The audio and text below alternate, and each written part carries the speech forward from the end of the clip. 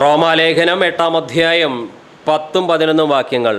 ക്രിസ്തു നിങ്ങളിൽ ഉണ്ടെങ്കിലോ ശരീരം പാപം നിമിത്തം മരിക്കേണ്ടതെങ്കിലും ആത്മാവ് നീതി നിമിത്തം ജീവനാകുന്നു. യേശുവിനെ മരിച്ചവരിൽ നിന്ന് ഉയർപ്പിച്ചവൻ്റെ ആത്മാവ് നിങ്ങളിൽ വസിക്കുന്നു എങ്കിൽ ക്രിസ്തു യേശുവിനെ മരണത്തിൽ നിന്ന് ഉയർപ്പിച്ചവൻ നിങ്ങളിൽ വസിക്കുന്ന തൻ്റെ ആത്മാവിനെ കൊണ്ട് നിങ്ങളുടെ മർത്യശരീരങ്ങളെയും ജീവിപ്പിക്കും. ഇതേ രണ്ട് വേദവാക്യങ്ങൾ NIV-യിൽ നിന്ന് വായിക്കുകയാണ്. But if Christ is in you, your body is dead because of sin, yet your spirit is alive because of righteousness. And if the spirit of him who raised Jesus from the dead is living in you, he who raised Christ from the dead will also give life to your mortal bodies through his spirit who lives in you. ഈ രണ്ട് വാക്യങ്ങളിൽ അതിപ്രധാനമായ കാര്യങ്ങൾ പറയുന്നുണ്ട്. 10-ാം വാക്യത്തിൽ പറയുന്നത് ക്രിസ്തു നിങ്ങളിൽ വസിക്കുന്നുണ്ട്. 11-ാം വാക്യത്തിൽ പറയുന്നത് പരിശുദ്ധാത്മാവ് നിങ്ങളിൽ വസിക്കുന്നുണ്ട്. ഈ രണ്ട് കാരണത്താൽ നമ്മുടെ മർത്യശരീരം നിശ്ചയമായും ഉയർക്കും. ക്രിസ്തു ആരിലുണ്ടോ, പരിശുദ്ധാത്മാവ് ആരിലുണ്ടോ, ആ വ്യക്തികളുടെ ശരീരം നിശ്ചയമായും ഉയർക്കും, സംശയമില്ല. 10-ാം വാക്യം മാത്രം ആദ്യം ചിന്തിക്കാം. ക്രിസ്തു നിങ്ങളിൽ ഉണ്ടെങ്കിലോ ശരീരം പാപം നിമിത്തം മരിക്കേണ്ടതെങ്കിലും ആത്മാവ് നീതി നിമിത്തം ജീവനാകുന്നു. ജീവനാകുന്നു എന്നുള്ളതിന് ജീവനുള്ളതായിരിക്കുന്നു ഈ സലൈവ് എന്നാണ് ശരിയായ തർജ്ജമ. ഒന്നുകൂടി വായിക്കുന്നു അതേ വാക്യം. ക്രിസ്തു നിങ്ങളിൽ ഉണ്ടെങ്കിലോ ശരീരം പാപം നിമിത്തം മരിക്കേണ്ടതെങ്കിലും ആത്മാവ് നീതി നിമിത്തം ജീവനുള്ളതായിരിക്കുന്നു. ക്രിസ്തു നിങ്ങളിൽ ഉണ്ടെങ്കിലോ, ക്രിസ്തു നിങ്ങളിൽ ഉണ്ടെങ്കിലോ എന്ന് പറഞ്ഞാൽ ക്രിസ്തു നിങ്ങളിൽ ഒരുപക്ഷെ ഉണ്ടായിരിക്കുമെന്ന അർത്ഥമല്ല ഉള്ളത്. ക്രിസ്തു നിങ്ങളിൽ നിശ്ചയമായിട്ടുണ്ട്. ക്രിസ്തു നിങ്ങളിൽ ഉണ്ട് എങ്കിൽ നിശ്ചയമായി നിങ്ങളുടെ ആത്മാവ് ജീവനുള്ളതായിരിക്കുന്നു. നിങ്ങൾക്ക് ഹൃദയമുണ്ടെങ്കിൽ നിശ്ചയമായും അത് മിടിച്ചിരിക്കും. ഹൃദയമുണ്ടെങ്കിൽ എന്ന് പറഞ്ഞാൽ അതിൻ്റെ അർത്ഥം നിങ്ങൾക്ക് ഹൃദയമുണ്ടോ ഒരു സംശയമല്ല. അതേ ഭാഷാപ്രയോഗമാണ് ഇവിടെ. നിങ്ങളുടെ ഉള്ളിൽ ക്രിസ്തു ഉണ്ടെങ്കിൽ നിങ്ങളുടെ ആത്മാവ് തീർച്ചയായും ജീവനുള്ളതാണ്. നമ്മളിൽ ക്രിസ്തു ഉണ്ടോ? ഈ മഹത്വത്തിൻ്റെ പ്രത്യാശയായ ക്രിസ്തു നിങ്ങളിൽ ഇരിക്കുന്നു. പൗലോസ് പറയുന്നതാണ്, ഞാൻ ജീവിക്കുന്നു, എന്നാൽ ആരാണ് എന്നിൽ ജീവിക്കുന്നത്? ക്രിസ്തുവാണ്. അപ്പോൾ ക്രിസ്തു നമ്മിലുണ്ട് എന്നുള്ള കാര്യത്തിന് സംശയമില്ല. ഒരിക്കൽ നമ്മുടെ മനുഷ്യാത്മാവ് മരിച്ച അവസ്ഥയിലായിരുന്നു. നാം സുവിശേഷം കേട്ടു, യേശുവിൽ വിശ്വസിച്ചു, യേശു നമ്മുടെ ഉള്ളിൽ വന്നു. അങ്ങനെ മരിച്ച മനുഷ്യാത്മാവിനെ യേശു ജീവിപ്പിച്ചു. നിങ്ങളുടെ മരിച്ച മനുഷ്യാത്മാവ് ജീവൻ എന്തെങ്കിലും പ്രാപിക്കുമെന്നല്ല ഈ വാക്യത്തിൽ പറയുന്നത്. ക്രിസ്തു നിങ്ങളിൽ ഉണ്ടെങ്കിലോ ശരീരം പാപം നിമിത്തം മരിക്കേണ്ടതെങ്കിലും ആത്മാവ് നീതി നിമിത്തം ജീവനുള്ളതായിരിക്കുന്നു. ഭാവിയിലാകുന്നതല്ല. യേശു ക്രിസ്തുവിനെ രക്ഷിതാവായി സ്വീകരിച്ച് യേശു ക്രിസ്തുവിനോട് ഐക്യമത്യപ്പെട്ട് ജീവിക്കുന്ന എല്ലാവരുടെയും മനുഷ്യാത്മാവ് ജീവനുള്ളതായിരിക്കുകയാണ്.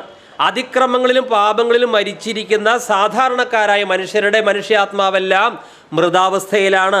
എന്നാൽ നമ്മുടെ മനുഷ്യാത്മാവ് ജീവൻ പ്രാപിച്ചിരിക്കുന്നു. വീണ്ടും ജനിച്ചവരും പരിശുദ്ധാത്മാവിനെ പ്രാപിച്ചവരുമായ എല്ലാ ദൈവമക്കളിലും കർത്താവ് വസിക്കുന്നു, സംശയമില്ല. കൊളോസ്യ ലേഖനം 1:27 അവസാന ഭാഗം. ആ മർമ്മം മഹത്വത്തിൻ്റെ പ്രത്യാശയായി ക്രിസ്തു നിങ്ങളിൽ ഇരിക്കുന്നു എന്നുള്ളത് തന്നെ. ഗലാത്യ 2:20 ഇനി ജീവിക്കുന്നത് ഞാനല്ല, ക്രിസ്തു അത്രേ എന്നിൽ ജീവിക്കുന്നു. ക്രിസ്തു നമ്മളിൽ ഉണ്ടെന്ന് എങ്ങനെയാണ് നമുക്ക് ബോധ്യം ലഭിക്കുന്നത്? പരിശുദ്ധാത്മാവാണ് ക്രിസ്തു നമ്മളിൽ ഉണ്ട് എന്നുള്ള കാര്യത്തിന് ബോധ്യം നൽകുന്നത്. 1 യോഹന്നാൻ 3:24 അവൻ, അതായത് യേശു നമ്മിൽ വസിക്കുന്നുവെന്ന് അവൻ നമുക്ക് തന്ന ആത്മാവിനാൽ നാം അറിയുന്നു. ക്രിസ്തു ഉണ്ടെങ്കിൽ പരിശുദ്ധാത്മാവുണ്ട്, പരിശുദ്ധാത്മാവുണ്ടെങ്കിൽ യേശു ഉണ്ട്. ക്രിസ്തുവിനെ വെറുക്കുന്ന ഒരാളിൽ, ക്രിസ്തുവിനെ അംഗീകരിക്കാത്ത ഒരാളിൽ പരിശുദ്ധാത്മാവിനെ കാണുകയില്ല. പരിശുദ്ധാത്മാവിനെ അംഗീകരിക്കാത്ത ഒരു വ്യക്തിയിൽ ക്രിസ്തുവില്ല. ഇപ്പോൾ ഈ വാക്യത്തിൻ്റെ ആദ്യ ഭാഗം ചിന്തിച്ചു. ആദ്യ ഭാഗം എന്താണ്? ഇപ്പോൾ നമ്മൾ 10-ാം വാക്യം മാത്രം ചിന്തിക്കുന്നത്. ക്രിസ്തു നിങ്ങളിൽ ഉണ്ടെങ്കിലോ. ഓക്കെ, പിന്നെ അടുത്ത ഭാഗം എന്താണ്? 10-ാം വാക്യത്തിൻ്റെ അടുത്ത ഭാഗം ശരീരം പാപം നിമിത്തം മരിക്കേണ്ടതെങ്കിലും. എല്ലാ മനുഷ്യരും മരണത്തിന് വിധേയമാകും. അതിൻ്റെ പ്രധാനപ്പെട്ട കാരണം പാപത്തിൻ്റെ ശമ്പളം മരണമാണ്. നമ്മളെല്ലാവരും പാപം ചെയ്തിട്ടുണ്ട്. ഒരിക്കൽ മരണവും പിന്നെ ന്യായവിധിയും സകല മനുഷ്യർക്കും ദൈവം നിശ്ചയിച്ചിരിക്കുന്നു. ഇവിടെ ഇരിക്കുന്നവർ എത്ര വിശുദ്ധരായാലും, എത്ര പ്രാർത്ഥനാ വീരന്മാരായാലും, കർത്താവിന് വേണ്ടി എത്ര അധ്വാനിക്കുന്നവരായാലും ഒരിക്കൽ മരിക്കും. അതിന് യാതൊരു സംശയവുമില്ല. ദൈവം ആദത്തോട് പറഞ്ഞു, തോട്ടത്തിലെ മധ്യത്തിൽ നിൽക്കുന്ന വൃക്ഷത്തിൻ്റെ പഴം നീ തിന്നരുത്, തിന്നുന്ന നാളിൽ നീ മരിക്കും. അങ്ങനെയാണ് മരണം ആരംഭിച്ചത്.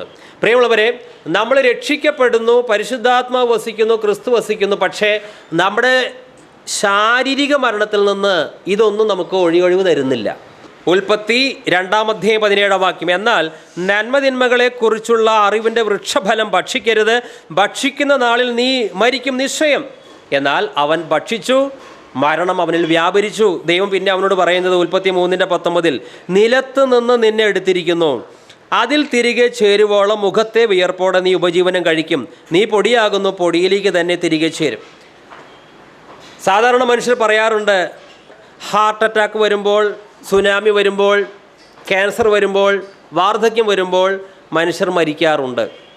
എന്നാൽ വാസ്തവത്തിൽ മനുഷ്യൻ മരിക്കുന്നത് ഹാർട്ട് അറ്റാക്ക് വരുന്നത് കൊണ്ടോ സുനാമി വരുന്നത് കൊണ്ടോ അല്ല, മാരക രോഗങ്ങൾ വരുന്നത് കൊണ്ടോ വാർദ്ധക്യം വരുന്നത് കൊണ്ടോ അല്ല മനുഷ്യൻ മരിക്കുന്നത്. പിന്നെയോ പാപത്തിൻ്റെ ശമ്പളമായാണ് മരണം ഉണ്ടാകുന്നത്.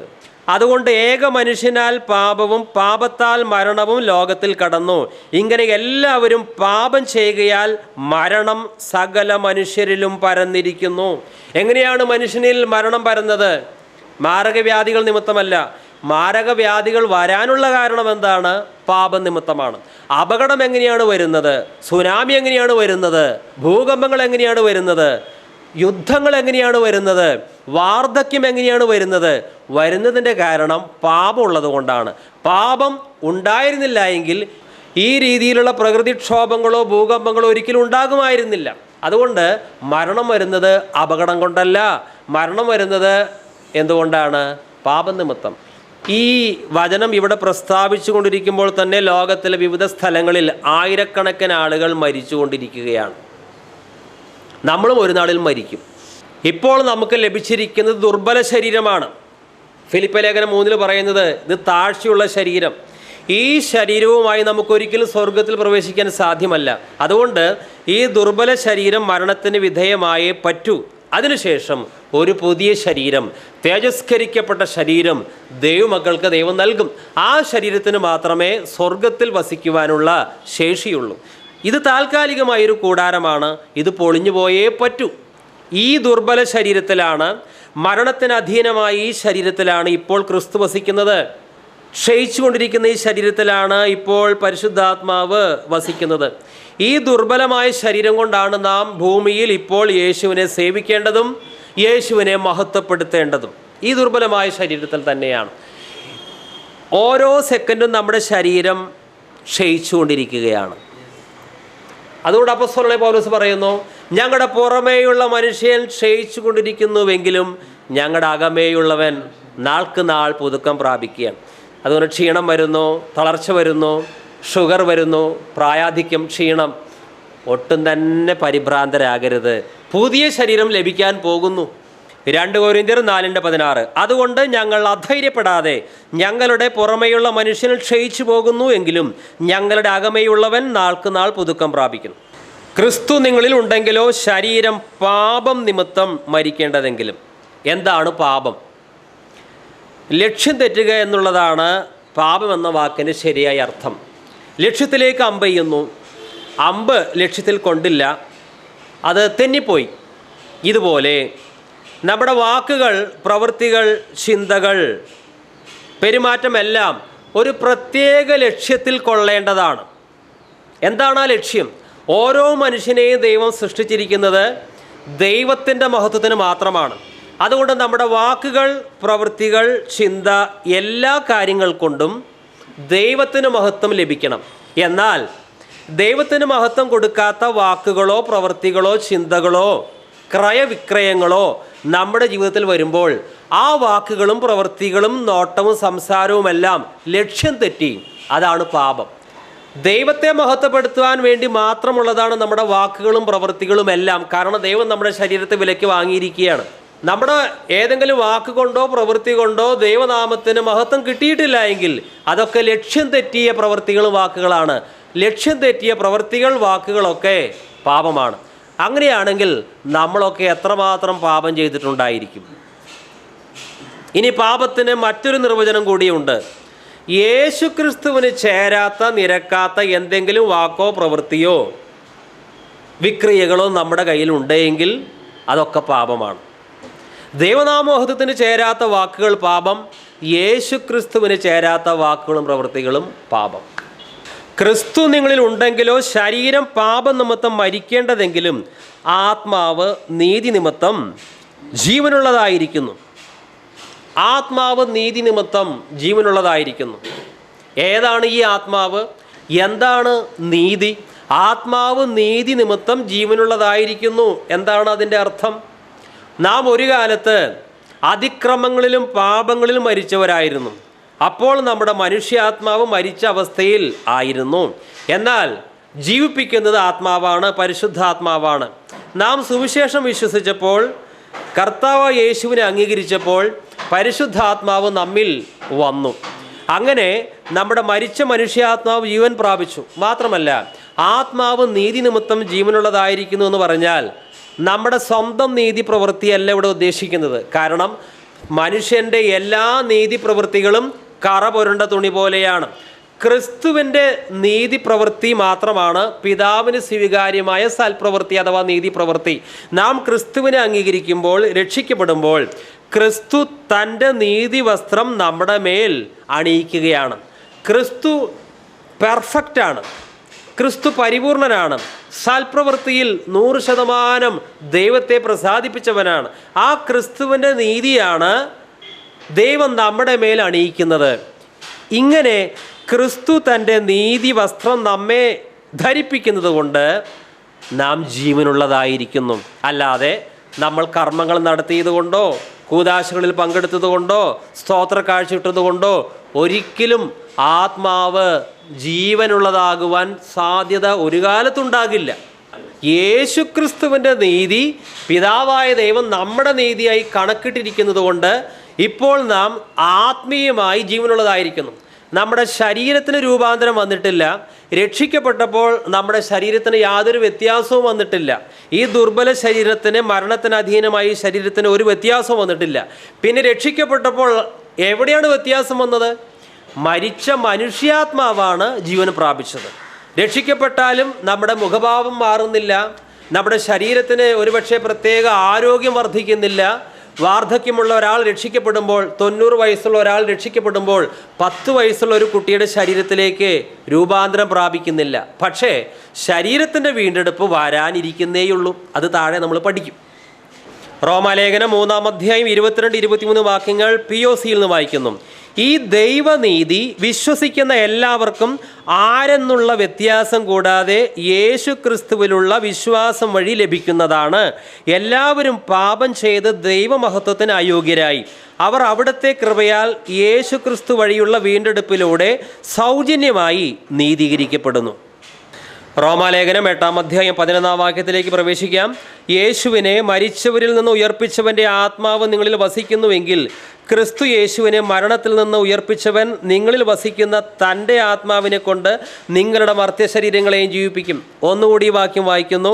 യേശുവിനെ മരിച്ചവരിൽ നിന്ന് ഉയർപ്പിച്ചവൻ്റെ ആത്മാവ് നിങ്ങളിൽ വസിക്കുന്നു എങ്കിൽ ക്രിസ്തു യേശുവിനെ മരണത്തിൽ നിന്ന് ഉയർപ്പിച്ചവൻ നിങ്ങളിൽ വസിക്കുന്ന തൻ്റെ ആത്മാവിനെ കൊണ്ട് നിങ്ങളുടെ മർത്യശരീരങ്ങളെയും ജീവിപ്പിക്കും.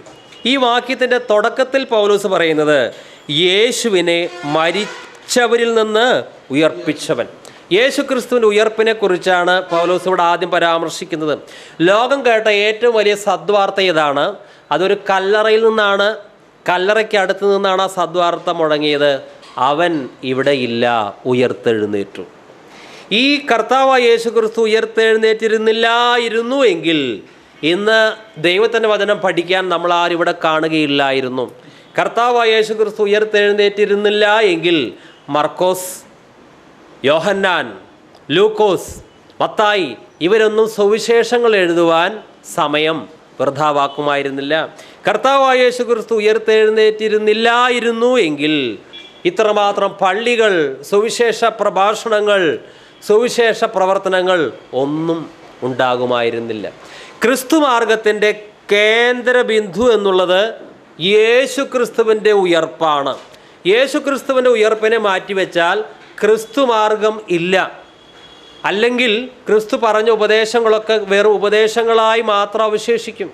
യേശുക്രിസ്തുവിൻ്റെ ഉയർത്തെഴുന്നേൽപ്പാണ് യേശുക്രിസ്തുവിൻ്റെ പ്രഖ്യാപനങ്ങൾ സത്യമാണെന്ന് ലോകത്തിന് ബോധ്യമാക്കിയത്.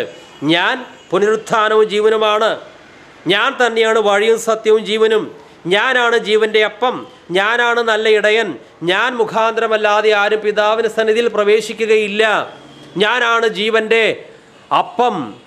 ഈ പറഞ്ഞ പ്രസ്താവനകളെല്ലാം, ക്രിസ്തു പഠിപ്പിച്ചിട്ടുള്ള എല്ലാ ഉപദേശങ്ങളും ചോദ്യം ചെയ്യാത്ത രീതിയിൽ അത് സത്യമായി തെളിയിക്കപ്പെട്ടത് ക്രിസ്തുവിൻ്റെ പുനരുത്ഥാനത്തിലാണ്. ഇനി ക്രിസ്തു ഉയർത്തെഴുന്നേറ്റത് കൊണ്ട് ധാരാളം പ്രയോജനങ്ങൾ നമ്മൾ അനുഭവിക്കുകയാണ്. ക്രിസ്തു ഉയർത്തെഴുന്നേറ്റത് കൊണ്ട് നമ്മളും ഉയർത്തെഴുന്നേൽക്കും എന്നുള്ളതിന് യാതൊരു സംശയവുമില്ല. നമ്മുടെ രക്ഷാനായകൻ ആദ്യമേ ഉയർത്തെഴുന്നേറ്റത് കൊണ്ട് ക്രിസ്തു പറഞ്ഞിരുന്നു, എന്നിൽ വിശ്വസിക്കുന്നവൻ മരിച്ചാലും ജീവിക്കും. ഇതാണ് നമ്മൾ പ്രാർത്ഥിക്കുന്നതിൻ്റെ, ആരാധിക്കുന്നതിൻ്റെ, വിശുദ്ധ ജീവിതം നയിക്കുന്നതിൻ്റെ ഒരു പ്രധാന ലക്ഷ്യം. ഇതാണ്, ക്രിസ്തു ഉയർത്തെഴുന്നേറ്റത് കൊണ്ട് ഞാനും ഉയർത്തെഴുന്നേൽക്കും. 1 കൊരിന്ത്യർ 15:14, ക്രിസ്തു ഉയർത്തെഴുന്നേറ്റിട്ടില്ലെങ്കിൽ ഞങ്ങളുടെ പ്രസംഗം വ്യർത്ഥം, നിങ്ങളുടെ വിശ്വാസവും വ്യർത്ഥം. ക്രിസ്തു ഉയർത്തെഴുന്നേറ്റിട്ടില്ല എങ്കിൽ ബൈബിൾ ക്ലാസ് നടത്തുന്നതിൽ വല്ല അർത്ഥമുണ്ടോ? ലോകത്തിൽ ധാരാളം മത നേതാക്കൾ ഉണ്ടായി, സാമൂഹ്യക്ഷേമ പ്രവർത്തകരുണ്ടായി, പ്രവാചകന്മാരുണ്ടായി, രാജാക്കന്മാരുണ്ടായി. എല്ലാവരുടെയും കല്ലറകൾ അടഞ്ഞു കിടക്കുകയാണ്. എന്നാൽ ക്രിസ്തുവിൻ്റെ കല്ലറ മാത്രം തുറന്നിരിക്കുകയാണ്. അവനിവിടെ ഇല്ല, ഉയർത്തെഴുന്നേറ്റു. ഗീതം ഗീതം ജയ ജയ ഗീതം പാടുവിൻ സോദരരേ, ഗീതം ഗീതം ജയ ജയ ഗീതം പാടുവിൻ സോദരരേ. നമ്മൾ യേശുനാഥൻ ജീവിക്കുന്നതിനാൽ ജയഗീതം പാടിടുവിൻ. നമ്മൾ യേശുനാഥൻ ജീവിക്കുന്നതിനാൽ ജയഗീതം പാടിടുവിൻ. ഉലകമഹാന്മാരഖിലരും ഒരുപോൽ ഉറങ്ങുന്നു കല്ലറയിൽ, നമ്മൾ ഉന്നതനേശു മഹേശ്വരൻ മാത്രം ഉയരത്തിൽ വാണിടുന്നു. നമ്മൾ ഉന്നതനേശു മഹേശ്വരൻ മാത്രം ഉയരത്തിൽ വാണിടുന്നു. ഗീതം ഗീതം ജയ ജയ ഗീതം. കർത്താവായ യേശുക്രിസ്തു മരിച്ചു, അടക്കപ്പെട്ടു, ഉയർത്തെഴുന്നേറ്റു. 50-ാം ദിവസം പത്രോസ് പ്രസംഗിക്കുകയാണ്. ആയിരക്കണക്കിന് ജനങ്ങളുടെ മുന്നിൽ നിന്നുകൊണ്ടാണ് പത്രോസ് പ്രസംഗിക്കുന്നത്. നിങ്ങൾ ക്രൂശിച്ചു കൊന്ന ക്രിസ്തുവിനെ ദൈവം ഉയർപ്പിച്ചു. അപ്പോൾ ആ ജനക്കൂട്ടത്തിൽ നിന്ന് ഒരാളും ഇപ്രകാരം പറയുന്നില്ല, പത്രോസേ നീ പറയുന്നത് നുണയാണ്, മരിച്ചിട്ട് 50 ദിവസമല്ലേ ആയുള്ളൂ, ഞങ്ങൾ കർത്താവായ യേശുവിൻ്റെ മൃതശരീരം കാണിച്ചു തരാം, കല്ലറയിലേക്ക് വാ. ഒറ്റ ആളും പറഞ്ഞില്ല. ആ ജനക്കൂട്ടത്തിൽ പലരും ക്രിസ്തുവിൻ്റെ ക്രൂശ് മരണത്തിന് നേരിട്ട് സാക്ഷ്യം വഹിച്ചവരാണ്. പക്ഷേ കല്ലറയിൽ പോയാൽ യേശുവിനെ കാണുകയില്ല, ഉയർത്തെഴുന്നേറ്റു. ജനങ്ങൾ ആരും ചോദിക്കുന്നില്ല, പത്രോസേ ഇത് നുണയാണ്, ഞങ്ങൾ ഡെഡ് ബോഡി കാണിച്ചു തരാം. ഒറ്റ ആൾക്കും പറയാൻ ധൈര്യമില്ല. കാരണം അത് നിഷേധിക്കാനാകാത്തൊരു കാര്യമായിരുന്നു. മാത്രമല്ല, ക്രിസ്തു ഉയർത്തെഴുന്നേറ്റു. ആരെങ്കിലും പറയുകയാണ്, ഒരു നിഴൽ കണ്ടു രാത്രിയിലെ ഒരാളെ പോലെ, എന്തോ ഒന്ന് അനങ്ങി, അത് ക്രിസ്തു ആയിരിക്കും. അങ്ങനെ ആരും പറഞ്ഞില്ല. കാരണം ഒരിക്കൽ 500 പേർ ഒരുമിച്ചിരിക്കെ മരിച്ച് ഉയർത്ത ക്രിസ്തു പ്രത്യക്ഷനായി. മാത്രമോ, ശിഷ്യന്മാരുടെ കൂടെ ഉയർത്തെഴുന്നേറ്റതിന് ശേഷം 40 ദിവസം ഈ കർത്താവ് നടന്ന് അവരെ ദൈവരാജ്യത്തെക്കുറിച്ച് പഠിപ്പിച്ചു. അങ്ങനെ താൻ ജീവിച്ചിരിക്കുന്നു, എഴുന്നേറ്റിരിക്കുന്നുവെന്ന് വ്യക്തമായി സാക്ഷ്യം നൽകി. അപ്പസ്തോല പ്രവർത്തനങ്ങൾ 1-ാം അധ്യായം 3-ാം വാക്യം POCയിൽ നിന്ന് വായിക്കുന്നു. പീഠാനുഭവത്തിന് ശേഷം 40 ദിവസത്തേക്ക് യേശു അവരുടെ ഇടയിൽ പ്രത്യക്ഷനായി ദൈവരാജ്യത്തെക്കുറിച്ച് പഠിപ്പിച്ചു. അങ്ങനെ അവൻ അവർക്ക് വേണ്ടത്ര തെളിവുകൾ നൽകിക്കൊണ്ട് ജീവിക്കുന്നവനായി പ്രത്യക്ഷപ്പെട്ടു. ശ്രദ്ധിക്കുക, അങ്ങനെ അവൻ അവർക്ക് വേണ്ടത്ര തെളിവുകൾ നൽകിക്കൊണ്ട് ജീവിക്കുന്നവനായി പ്രത്യക്ഷപ്പെട്ടു. നമ്മെ സംബന്ധിച്ച് യേശു ജീവനോടെ ഇരിക്കുന്നുവോ? യാതൊരു സംശയവുമില്ല. കാരണം എന്താണ്? ഉയർത്തെഴുന്നേറ്റ ക്രിസ്തുവിനോട് കൂടിയാണ് ഓരോ ദിവസവും നാം നടക്കുന്നത്, ചരിക്കുന്നത്. ആ ക്രിസ്തുവിൻ്റെ സ്നേഹം നാം സമൃദ്ധിയായി അനുഭവിക്കുകയാണ് ചെയ്യുന്നത്. ക്രിസ്തു ഉയർത്തെഴുന്നേറ്റു, സംശയമില്ല. ക്രിസ്തുവിൻ്റെ ക്രൂശ് മരണത്തോടെ ക്രിസ്തു മരണത്തെ തോൽപ്പിച്ചതുകൊണ്ട് ഇനി മരണത്തിന് ക്രിസ്തുവിൻ്റെ മേൽ ഒരു അധികാരവുമില്ല. റോമാലേഖനം 6:9. ക്രിസ്തു മരിച്ചിട്ട് ഉയർത്തെഴുന്നേറ്റിരിക്കിയാൽ ഇനി മരിക്കയില്ല, മരണത്തിന് അവൻ്റെ മേൽ ഇനി കർത്തൃത്വമില്ല എന്ന് നാം അറിയുന്നു. മരിച്ചുയർത്തെഴുന്നേറ്റ ക്രിസ്തുവിനെ സ്വർഗീയ പിതാവ് എല്ലാ അധികാരവും നൽകി. സ്വർഗത്തിലുള്ളതും ഭൂമിയിലുള്ളതുമായ സകല അധികാരവും സ്വർഗീയ പിതാവ് യേശുവിന് നൽകി. നോക്കൂ, ആണി, ചുറ്റിക, ചാട്ടയടി, മുൾമുടി, നിന്ന, പരിഹാസം ഇവയ്ക്കൊന്നിനും യേശുവിനെ തോൽപ്പിക്കാൻ സാധിച്ചില്ല. ക്രിസ്തു മരിച്ചടക്കപ്പെട്ട് ഉയർത്തെഴുന്നേറ്റു. മരണത്തിൽ നിന്ന് ഉയർപ്പിച്ചവൻ നിങ്ങളിൽ വസിക്കുന്നു, തന്റെ ആത്മാവ് കൊണ്ട് നിങ്ങളുടെ മർത്യ ശരീരങ്ങളെയും ജീവിപ്പിക്കും. യാതൊരു സംശയമില്ലാത്ത കാര്യമാണ്. നാം രാത്രി കിടന്നുറങ്ങാൻ പോകുന്നുണ്ട്, നല്ല ഉറപ്പോടെയാണ്. നേരം വെളുത്താൽ ഇന്ന കാര്യങ്ങൾ ചെയ്യണം, ആ ഒരു ഉറപ്പോടു കൂടിയാണ് നമ്മൾ ഓരോ രാത്രിയും കിടന്നുറങ്ങാൻ പോകുന്നത്.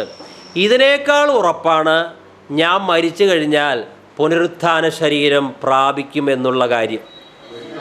സംശയമില്ല. ലോകത്തിലെ മനുഷ്യർ മരണത്തെ നോക്കി പേടിക്കുകയാണ്. മരിച്ചാൽ എന്തു സംഭവിക്കും?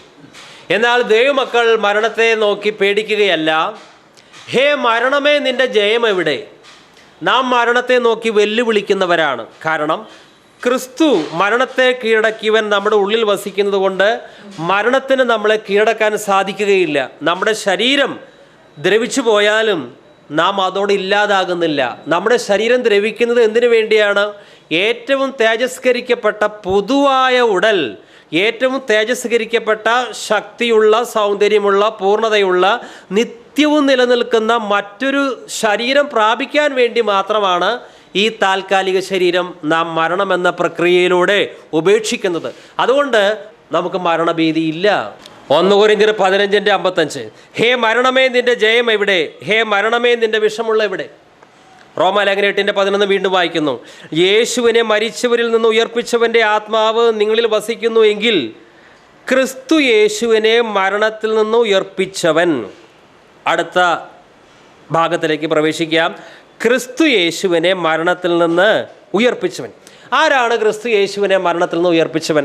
ക്രിസ്തു ക്രൂസിൽ കിടന്ന് മരിക്കുമ്പോൾ ഇപ്രകാരം പറയുകയാണ്, പിതാവേ, എൻ്റെ ആത്മാവിനെ തൃക്കരങ്ങളിൽ സമർപ്പിക്കുന്നു. ക്രിസ്തു തൻ്റെ ആത്മാവിനെ ആരുടെ കരങ്ങളിൽ ഭാരമേൽപ്പിച്ചിട്ടാണോ മരിച്ചത്, അതേ പിതാവ് തന്നെയാണ് ക്രിസ്തുവിനെ ഉയർപ്പിച്ചത്. ക്രിസ്തുവിനെ സ്വർഗീയ പിതാവ് ഉയർപ്പിച്ചു എന്നുള്ളതിന് ചില വാക്യങ്ങൾ നമുക്ക് വായിക്കാം. അപ്പസ്തോല പ്രവർത്തനങ്ങൾ 2:24. ദൈവമോ മരണപാശങ്ങളെ അഴിച്ചിട്ട് അവനെ ഉയർത്തെഴുന്നേൽപ്പിച്ചു, മരണം അവനെ പിടിച്ചു വയ്ക്കുന്നത് അസാധ്യമായിരുന്നു. 1 കൊരിന്ത്യർ 6:14. എന്നാൽ ദൈവം കർത്താവിനെ ഉയർപ്പിച്ചതുപോലെ നമ്മെയും തൻ്റെ ശക്തിയാൽ ഉയർപ്പിക്കും. അപ്പസ്തോല പ്രവർത്തനങ്ങൾ 2:32. ഈ യേശുവിനെ ദൈവം ഉയർത്തെഴുന്നേൽപ്പിച്ചു, അതിന് ഞങ്ങളെല്ലാവരും സാക്ഷികളാകുന്നു. 2 കൊരിന്ത്യർ 4:14. കർത്താവായ യേശുവിനെ ഉയർപ്പിച്ചവൻ ഞങ്ങളെയും യേശുവിനോടുകൂടെ ഉയർപ്പിച്ച് നിങ്ങളോടുകൂടെ തിരുസന്നിധിയിൽ നിർത്തും എന്ന് ഞങ്ങൾ അറിയുന്നു. യേശുവിൻ്റെ ഉയർത്തെഴുന്നേൽപ്പ് ഒരടയാളമാണ്. യേശുവിൽ വിശ്വസിക്കുന്ന, യേശുവിനോട് ഐക്യമത്യപ്പെട്ട എല്ലാവരും ഉയർത്തെഴുന്നേൽക്കും എന്നുള്ളതിന് ഒരടയാളമാണ് യേശു ക്രിസ്തുവിൻ്റെ ഉയർത്തെഴുന്നേൽപ്പ്. അതുകൊണ്ട് ആരും സംശയിക്കേണ്ട കാര്യമില്ല. ഞാൻ പുനരുത്ഥാനവും ജീവനുമാണ് എന്ന് ക്രിസ്തു പറഞ്ഞു. ഞാൻ വന്നിരിക്കുന്നത് നിങ്ങൾക്ക് ജീവനുണ്ടാകുവാനും സമൃദ്ധമായി നൽകുവാനും. ക്രിസ്തു വന്നിരിക്കുന്നത് 70 വർഷത്തെ, 80 വർഷത്തെ, 100 വർഷത്തെ ജീവൻ നൽകുവാനല്ല, സമൃദ്ധമായ ജീവൻ, നിത്യജീവൻ. തൻ്റെ ഏകജാതനായ പുത്രനിൽ വിശ്വസിക്കുന്ന ഏവനും നശിച്ചു പോകാതെ നിത്യജീവൻ പ്രാപിക്കേണ്ടതിന് അവനെ നൽകുവാൻ തക്കവിധം ദൈവം ലോകത്തെ അത്രമാത്രം സ്നേഹിച്ചു. ക്രിസ്തുവിൻ്റെ കാര്യം നോക്കുക. അന്നത്തെ പീലാത്തോസ് ക്രൂശ് മരണത്തിന് ക്രിസ്തുവിനെ വിധിച്ചു. പീലാത്തോസ്, അന്നത്തെ പുരോഹിതന്മാർ പറഞ്ഞു, ക്രിസ്തു നുണയനാണ്, ദൈവദൂഷകനാണ്, ക്രിസ്തു മരിച്ചേ പറ്റൂ. ജനങ്ങളും ആർത്തു, ക്രിസ്തു മരിക്കണം, അവനെ വധിക്കണം. അന്നത്തെ ഇസ്രായേലിലെ സുപ്രീം കോർട്ടാണ് സെൻഹെദ്രീൻ. ആ കമ്മിറ്റിയും തീരുമാനിച്ചു, ക്രിസ്തു മരിച്ചേ പറ്റൂ. പക്ഷേ അവരെല്ലാവരും ക്രിസ്തു മരണയോഗ്യനാണെന്ന് തീരുമാനിച്ചിരിക്കെ പിതാവായ ദൈവം ക്രിസ്തുവിനെ നോക്കി പറയുകയാണ്, ഇവൻ എൻ്റെ പ്രിയപുത്രൻ, ഇവനിൽ ഞാൻ പ്രസാദിച്ചിരിക്കുന്നു. അവരൊക്കെ മരണശിക്ഷയ്ക്ക് വിധിച്ചു എങ്കിലും പിതാവായ ദൈവം ക്രിസ്തുവിനെ ഉയർപ്പിച്ചു. അവർക്കാർക്കും ക്രിസ്തുവിനെ ഇല്ലാതാക്കാൻ സാധിച്ചില്ല. പ്രിയമുള്ളവരെ, ഇതിൽ നിന്ന് നാം പഠിക്കുന്ന ഒരു ആത്മീയ പാഠമുണ്ട്. മറ്റു മനുഷ്യർ, രക്ഷിക്കപ്പെടാത്തവർ, ജഡികർ, ലൗകികരായ മനുഷ്യർ നമ്മെ നോക്കി പലതും പറഞ്ഞു എന്ന് വരാം. നീ നുണയനാണ്, നീ മോഷ്ടാവാണ്, നീ ദുർമാർഗിയാണ്, നീ ദുരുപദേശം പറയുന്നവനാണ്, നീ ഇന്ന രഹസ്യപാപങ്ങൾ ചെയ്യുന്നവനാണ്, നിന്നെ കാണാൻ കൊള്ളില്ല, പലതും പറയട്ടെ.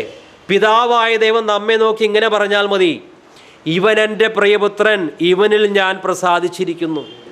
മനുഷ്യൻ്റെ ആരോപണങ്ങൾ അവർ നമ്മെ വിധിക്കട്ടെ, ശ്രദ്ധിക്കരുത്.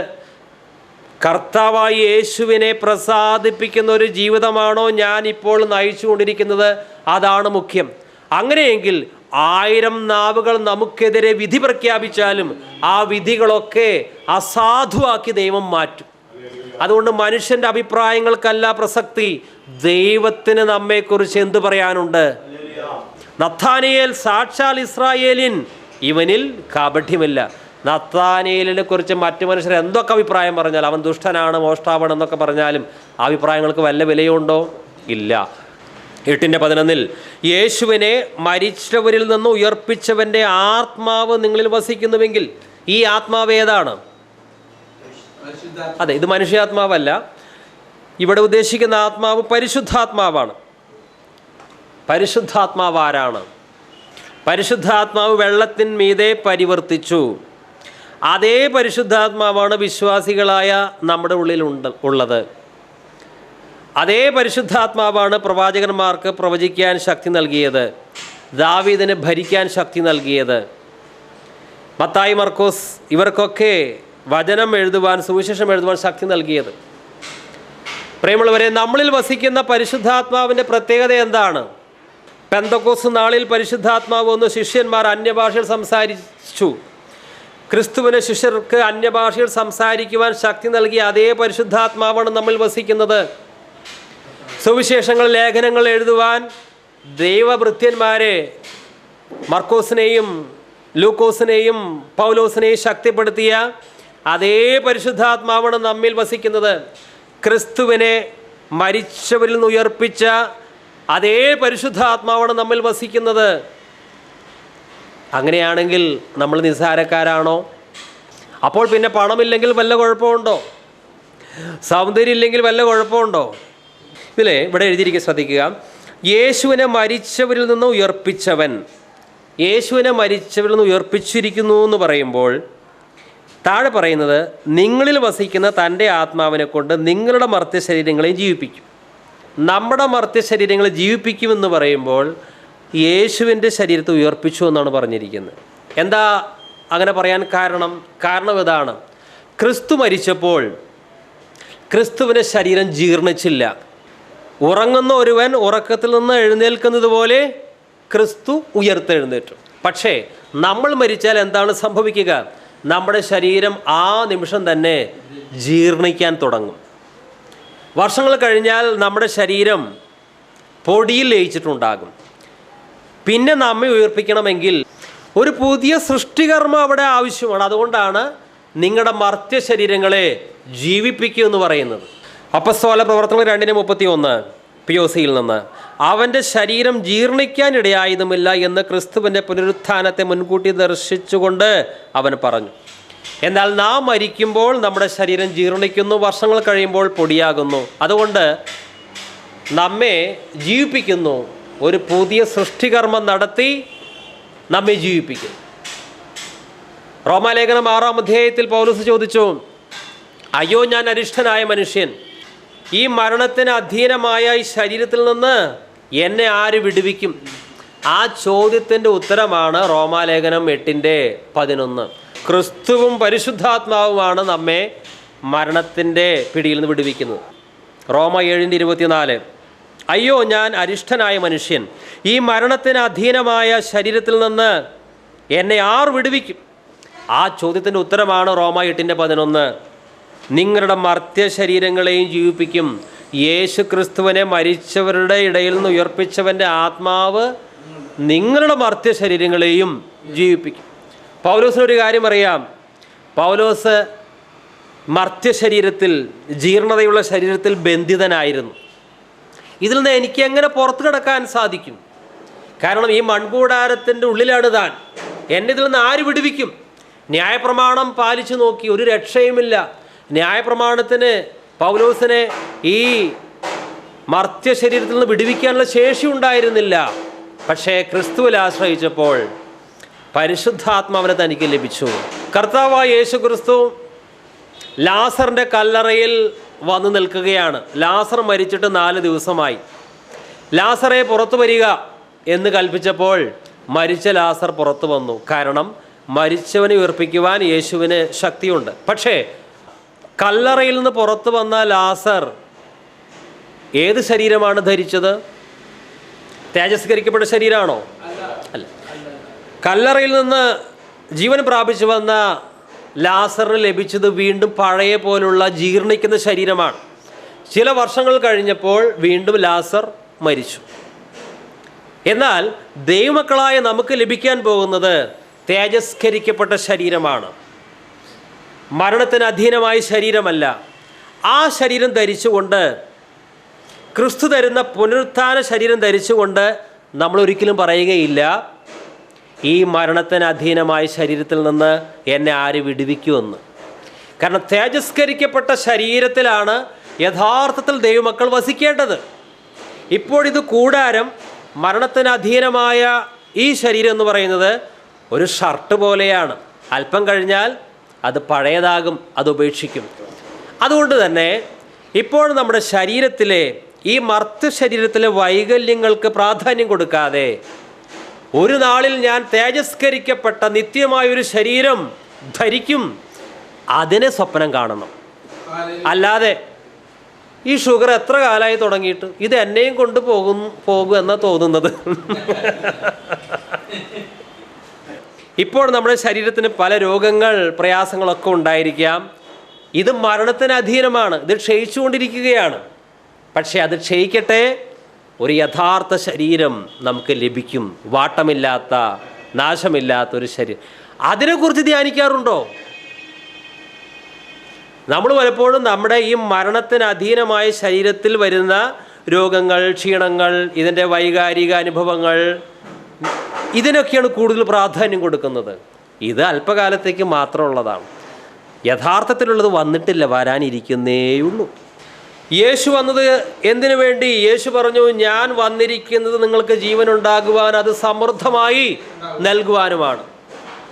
2 രീതിയിൽ ജീവൻ കൊടുക്കുവാൻ യേശുവിന് കഴിയും. ലാസറിനെ ജീവിപ്പിച്ചു. മരിച്ചൊരു മനുഷ്യനെ ഉയർപ്പിക്കുവാൻ യേശുവിന് സാധിക്കും. അതൊരു ജീവൻ കൊടുക്കലാണ്. ഇനി മറ്റൊന്ന്, ആത്മീയമായി മരിച്ച ഒരു മനുഷ്യന് ജീവൻ കൊടുക്കാൻ യേശുവിന് സാധിക്കും. 2 രീതിയിൽ ജീവൻ കൊടുക്കുവാൻ യേശുവിന് സാധിക്കും. ഒന്ന്, ഒരു ഡെഡ് ബോഡിക്ക് ജീവൻ കൊടുക്കാൻ യേശുവിന് സാധിക്കും. ബാലികേ എഴുന്നേൽക്ക, ആ കുട്ടി എഴുന്നേറ്റു. എത്രയോ മരിച്ചവരെ കർത്താവായ യേശു ക്രിസ്തു ഉയർത്തെഴുന്നേൽപ്പിച്ചു. അതേപോലെ തന്നെ ആത്മീയമായി മരിച്ചവരെയും ഉയർപ്പിക്കുവാൻ യേശുവിന് സാധിക്കും.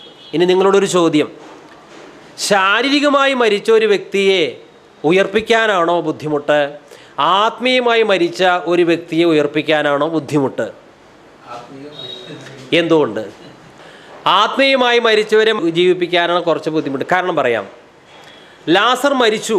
ലാസറിൻ്റെ ഡെഡ് ബോഡി കല്ലറയിൽ കിടക്കുകയാണ്. യേശു പറയുന്നു, ലാസറെ പുറത്തു വരിക.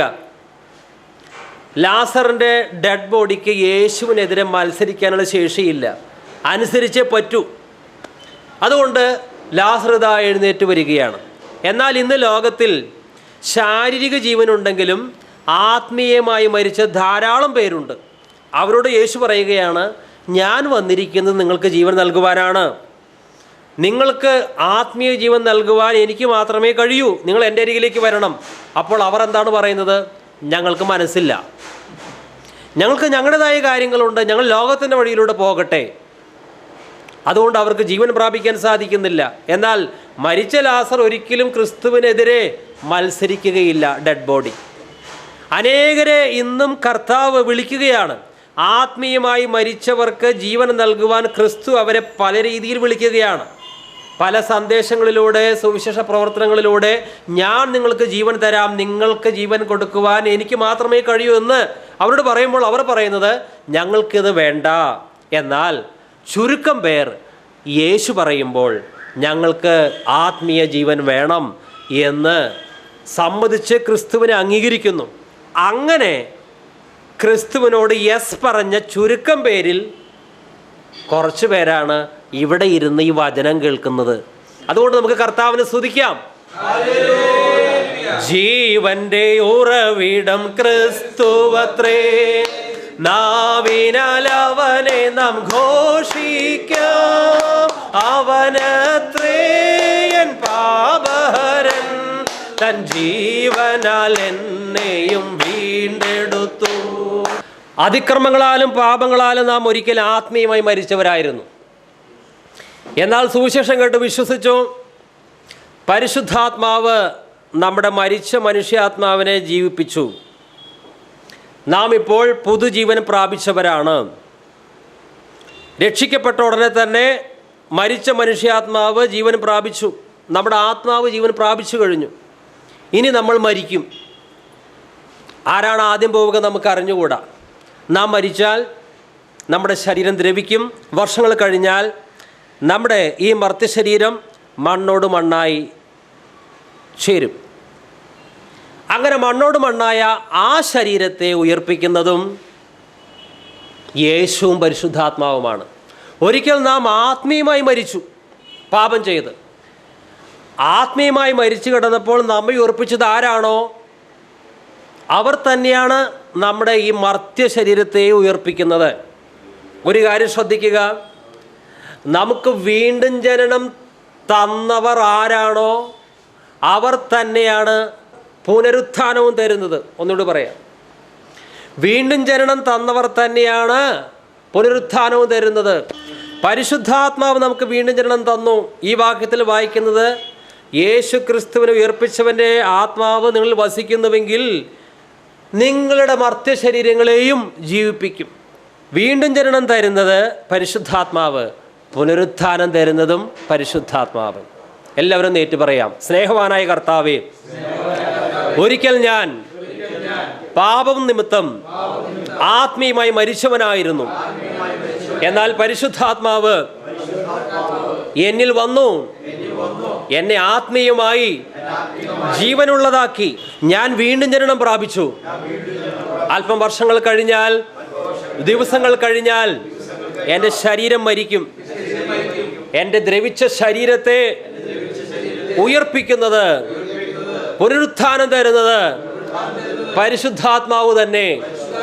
എനിക്ക് വീണ്ടും ജനനവും പുനരുത്ഥാനവും തരുന്ന പരിശുദ്ധാത്മാവേ, യേശുവേ, അങ്ങേക്ക് നന്ദി.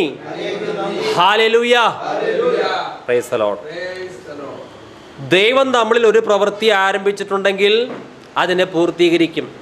വീണ്ടും ജനനം നമ്മളിൽ പരിശുദ്ധാത്മാവ് തന്നിട്ടുണ്ടെങ്കിൽ പുനരുത്ഥാനം എന്ന പ്രക്രിയയും അവിടുന്ന് പൂർത്തീകരിക്കും. അതെ, നിങ്ങളുടെ മർത്യ ശരീരങ്ങളെയും ജീവിപ്പിക്കും. പല രീതിയിൽ ശാരീരിക മരണം വരും. സമുദ്രത്തിൽ വെച്ച് മരിക്കാം. ആ ഡെഡ് ബോഡി വെള്ളത്തിൽ അലിഞ്ഞു ചേരും. അഗ്നിയിൽ ദഹിച്ചു പോയവരുണ്ട്, മൃഗങ്ങൾ പിച്ചു ചീന്തി തിന്നവരുണ്ട്, ബോംബാക്രമണത്തിൽ മരിച്ചു പോയവരുണ്ട്, ശരീരം പൊടിയായി വായുവിൽ ലയിച്ചിട്ടുണ്ട്. വിവിധ രീതിയിൽ മരണത്താൽ ഭൂമിയിൽ നിന്ന് മാറ്റപ്പെട്ടവർ. കല്ലറകളിൽ അനേകരുടെ എല്ല് പോലുമില്ല, അവരെല്ലാം മണ്ണോട് മണ്ണായി കഴിഞ്ഞു. ഇങ്ങനെയുള്ള മർത്യ ശരീരങ്ങളെ എങ്ങനെ ജീവിപ്പിക്കാൻ സാധിക്കും? നമ്മൾ മരിച്ചു കഴിഞ്ഞാൽ നമുക്ക് സ്വയമായിട്ട് ആ ശരീരത്തെ ഒന്നിപ്പിക്കുവാനോ ജീവനുള്ളതാക്കാനോ കഴിയില്ല. ലോകത്തിലെ ഒരു സാങ്കേതിക വിദ്യയ്ക്കും മരിച്ച് ദ്രവിച്ചു പോയ ഒരു മനുഷ്യനെ വീണ്ടും ഒരു പുതിയ മനുഷ്യനാക്കുവാനുള്ള ടെക്നോളജി ഇല്ല. ഇതാർക്കാണ് സാധിക്കുക? ദൈവത്തിന്. ദൈവത്തിന് നിഷ്പ്രയാസം സാധിക്കും. എന്തുകൊണ്ട്? ദൈവം ആദത്തെ പൊടിയിൽ നിന്നാണ് ഉണ്ടാക്കിയത്. അതുകൊണ്ട് നമ്മുടെ ഈ മൺശരീരം വീണ്ടും പൊടിയായി പോയാലും അതിനെ വീണ്ടും ഒരു മനുഷ്യനാക്കുവാൻ, മർത്യശരീരമല്ല, തേജസ്കരിക്കപ്പെട്ട ഒരു ശരീരം, മരണത്തിന് കീഴ്പ്പെടുത്തുവാൻ പറ്റാത്ത നിത്യതയോളം നിലനിൽക്കുന്നൊരു ശരീരം ഉണ്ടാക്കുവാൻ ആർക്ക് സാധിക്കും? ദൈവത്തിന് സാധിക്കും. ഈ ഇയ്യോബിന് ആ വിശ്വാസം ഉണ്ടായിരുന്നു. ഇയ്യോബിൻ്റെ ശരീരം മുഴുവൻ വ്രണമായി, ത്വക്ക് അഴിഞ്ഞു പോയി. പക്ഷെ ഇയ്യോബ് പറയുന്നത്, എൻ്റെ ത്വക്ക് അഴിഞ്ഞു പോയിക്കൊള്ളട്ടെ, ഞാൻ ദേഹസഹിതനായി എൻ്റെ വീണ്ടെടുപ്പുകാരനെ കാണും. ഈ നിൽക്കുന്ന ഈ രൂപമൊക്കെ പൊടിയായിട്ട് പോയാലും വീണ്ടും ഒരു രൂപം കിട്ടും നമുക്ക്. അതൊരു വലിയൊരു പ്രത്യാശയുള്ള കാര്യമല്ലേ? വേറെ ഇതിനേക്കാൾ വലിയ പ്രത്യാശയില്ല. നമ്മളിവിടെ സാധാരണ ഒരു രോഗം മാറി നല്ല കാര്യമാണ്, ഓക്കെ, അതിനേക്കാളൊക്കെ വലുത് ലഭിക്കാനിരിക്കുന്നേ ഉള്ളൂ. അപ്പോൾ അതുകൊണ്ട് ആരും സഭയിൽ പോയി രോഗമൊന്നും മാറിയില്ല എന്ന് പറഞ്ഞ് വിഷമിക്കേണ്ട. ഏറ്റവും വലുത് ലഭിക്കാനിരിക്കുന്നുള്ളൂ. ഒരു വിടുതൽ ശുശ്രൂഷകൻ വന്നു, ഇപ്പോൾ വിടുതൽ കിട്ടുന്ന വിചാരിച്ചു, ഒന്നും നടന്നില്ല, നിരാശപ്പെടേണ്ട. കാരണം ഏറ്റവും വലിയ വിടുതൽ വരാനിരിക്കുന്നേയുള്ളൂ. ഇയ്യോബ് 19-ാം അധ്യായം 25-26 വരെ, എന്നെ വീണ്ടെടുക്കുന്നവൻ ജീവിച്ചിരിക്കുന്നുവെന്നും അവൻ ഒടുവിൽ പൊടിമേൽ നിൽക്കുമെന്നും ഞാൻ അറിയുന്നു. എൻ്റെ ത്വക്ക് ഇങ്ങനെ നശിച്ച ശേഷം ഞാൻ ദേഹസഹിതനായി ദൈവത്തെ കാണും. ഞാൻ തന്നെ അവനെ കാണും, അന്യനല്ല, എൻ്റെ സ്വന്തം കണ്ണ് അവനെ കാണും. മരിച്ചൊരു ശരീരം ജീവൻ പ്രാപിക്കുക മാനുഷികമായി അസാധ്യമാണ്. ആയിരക്കണക്കിന് വർഷങ്ങൾക്ക് മുമ്പ് മരിച്ച ഒരു ശരീരം വീണ്ടും ഇതാ എഴുന്നേറ്റ് നിൽക്കുന്നു. അത് ദൈവത്തിന് മാത്രം സാധിക്കും. ദൈവത്തിൻ്റെ അത്യന്ത ശക്തി കൊണ്ട് മാത്രമാണ് അത് സംഭവിക്കുകയുള്ളൂ. ഫിലിപ്പി ലേഖനം 3:21 അവൻ സകലവും തനിക്ക് കീഴ്പ്പെടുത്തുവാൻ കഴിയുന്ന തൻ്റെ വ്യാപാര ശക്തി കൊണ്ട് നമ്മുടെ താഴ്ചയുള്ള ശരീരത്തെ തൻ്റെ മഹിമയുള്ള ശരീരത്തോട് അനുരൂപമായി രൂപാന്തരപ്പെടുത്തും. ഒന്നുകൂടി വായിക്കുകയാണ് ആ വാക്യം. അവൻ സകലവും തനിക്ക് കീഴ്പ്പെടുത്തുവാൻ കഴിയുന്ന തൻ്റെ വ്യാപാര ശക്തി കൊണ്ട്. ഏതെങ്കിലും ഒരു ചെറിയ ശക്തി കൊണ്ട് മരിച്ചൊരു മനുഷ്യൻ ജീവൻ പ്രാപിക്കുകയില്ല. ദൈവത്തിൻ്റെ ശക്തി കൊണ്ട് മാത്രമേ മരിച്ച മനുഷ്യൻ ജീവിക്കുകയുള്ളൂ. ആ ശക്തി കൊണ്ട് നമ്മുടെ താഴ്ചയുള്ള എന്ന് പറഞ്ഞാൽ ദുർബലമായ എന്നാണ് അർത്ഥം. ബലഹീനതയുള്ള നമ്മുടെ താഴ്ചയുള്ള ശരീരത്തെ തൻ്റെ മഹിമയുള്ള ശരീരത്തോട് അനുരൂപമായി രൂപാന്തരപ്പെടുത്തും. എന്തുകൊണ്ട് നമുക്കൊരു പുനരുത്ഥാന ശരീരം ലഭിക്കണം? എന്തുകൊണ്ട് നമ്മുടെ ഈ മൺശരീരം, ഈ മർത്യശരീരം എന്തുകൊണ്ട് ദ്രവിച്ച് നമുക്കൊരു പുതിയ ശരീരം ലഭിക്കണം? കാരണം സ്വർഗത്തിൽ വസിക്കണമെങ്കിൽ ഈ ശരീരം, ഈ മർത്യശരീരം, അതിനൊരിക്കലും അവിടെ വസിക്കാൻ ശേഷിയില്ല. സ്വർഗത്തിലെ ദൈവത്തിന് 1000 സൂര്യനേക്കാളും ശക്തിയുണ്ട് അവിടുത്തെ പ്രകാശം. നമ്മുടെ ഈ നഗ്നനേത്രങ്ങൾ കൊണ്ട് നട്ടുച്ചയ്ക്ക് ഈ സൂര്യനെ നോക്കാൻ പോലുള്ള ശേഷി നമുക്കില്ല. അപ്പോഴെങ്ങനെയാണ് നമ്മുടെ ഈ ശരീരത്തിലെ, ഈ മർത്യശരീരത്തിലെ കണ്ണുകൾ ഉപയോഗിച്ച് ദൈവത്തിൻ്റെ മുഖതേജസ് നോക്കുവാൻ സാധിക്കുക? സാധ്യമല്ല. അതുകൊണ്ട് നമ്മുടെ ശരീരത്തിന് രൂപാന്തരം വരണം. സ്വർഗത്തിൽ നിത്യത മുഴുവൻ സ്തുതി, ആരാധനയാണ്. നമ്മൾ ഒരു പാട്ട് പാടി, 2 പാട്ട് പാടി, ഒരുപക്ഷെ നമ്മളിവിടെ അല്പം റെസ്റ്റ് എടുക്കും. അവിടെ റെസ്റ്റില്ല, നിരന്തരമായ സ്തുതിയാണ്. നിരന്തരമായി സ്തുതിക്കണമെങ്കിൽ 10 വർഷം കഴിഞ്ഞാലും സ്തുതിക്കൊരു ഫുൾ സ്റ്റോപ്പില്ല. പലരും കരുതുന്നത് 8 മണി ആയിട്ടില്ലല്ലോ, വേഗം വീട്ടിലേക്ക് പോകണമെന്നാണ്. അവിടെ അങ്ങനെ ഒന്നുമില്ല. കാരണം സമയമെന്നുള്ളതില്ല. അപ്പോൾ അവിടെ ആരാധിക്കണമെങ്കിൽ ആ രീതിയിലുള്ള ഒരു കായിക ശേഷി, പവർ നമ്മുടെ ശരീരത്തിനുണ്ടായിരിക്കണം. അതുകൊണ്ടാണ് ഈ ശരീരത്തെ മാറ്റി മറ്റൊരു ശരീരം. സ്വർഗത്തിൽ മഹാസന്തോഷമായിരിക്കും. ഈ ഭൂമിയിൽ ചിലർക്ക് അതിസന്തോഷം ഉണ്ടാകുമ്പോൾ ഹാർട്ട് അറ്റാക്ക് വന്ന് മരിക്കാറുണ്ട്.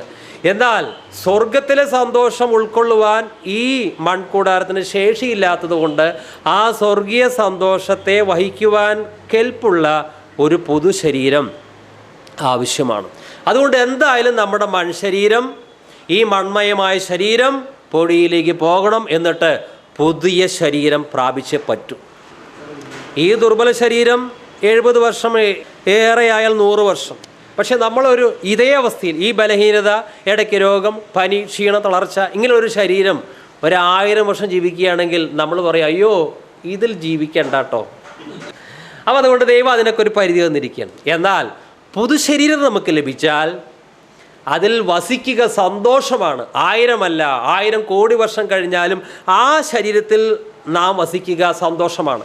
ഈ ശരീരത്തിൽ വസിക്കുമ്പോൾ എന്തൊക്കെ ബുദ്ധിമുട്ടാണ്. ഒന്ന് ചോദിക്കട്ടെ, രാത്രി 10 മണിക്ക് കിടന്നുറങ്ങിയാൽ യാതൊരു ബുദ്ധിമുട്ടും കൂടാതെ കൃത്യം 6 മണിക്ക് എഴുന്നേൽക്കുന്നവർ ആരെങ്കിലും ഇവിടെ ഉണ്ടോ? ഇടയ്ക്ക് പലപ്പോഴും എഴുന്നേറ്റു, ശരീരത്തിന് പ്രയാസം. അതാണ് ഈ മർത്യ ശരീരത്തിൻ്റെ പ്രത്യേകത. ഇനി നമ്മുടെ മർത്യ ശരീരങ്ങളെ ജീവിപ്പിക്കും, നാം പുനരുത്ഥാനം പ്രാപിക്കും. അപ്പോൾ നമുക്ക് ഏതു രീതിയിലുള്ള ശരീരമായിരിക്കും ലഭിക്കുക? ആ ചോദ്യത്തിന് പലർക്കും ഉത്തരം അറിയാം. എന്നാൽ ഒന്നുകൂടി വായിക്കുന്നു.